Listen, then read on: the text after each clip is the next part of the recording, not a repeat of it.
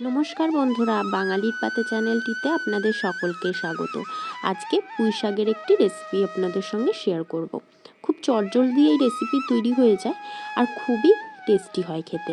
তো প্রথমে মা এখানে কড়াইতে তেল দিয়ে তার মধ্যে রাঁধুনি, শুকনো লঙ্কা, কিছু পরিমাণে রসুন আমরা এখানে ফোড়নে দিয়ে দেবো। ফোড়নটা ভালো করে ভেজে নিয়ে পরিমাণ মতো চিংড়ি মাছ দিয়ে তার মধ্যে নুন এবং হলুদ দিয়ে চিংড়ি মাছগুলোকে হালকাভাবে ভেজে নেব।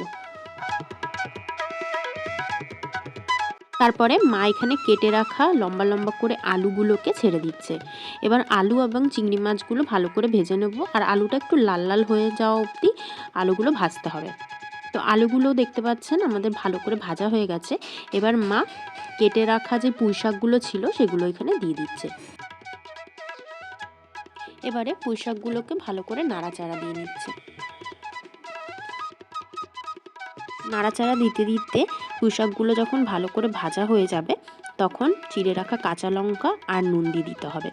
তারপর আরেকটু ভালো করে ভেজে নেবে। নেওয়ার পরে পরিমাণ মতো জল দিয়ে দেবে।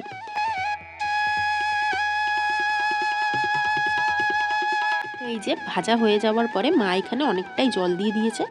এবার এটাকে সেদ্ধ হতে দিতে হবে। জলটা দেওয়ার কিছুক্ষণের মধ্যে জলটা ফুটে আসলে তখন আমরা হলুদটা দিয়ে দেবো।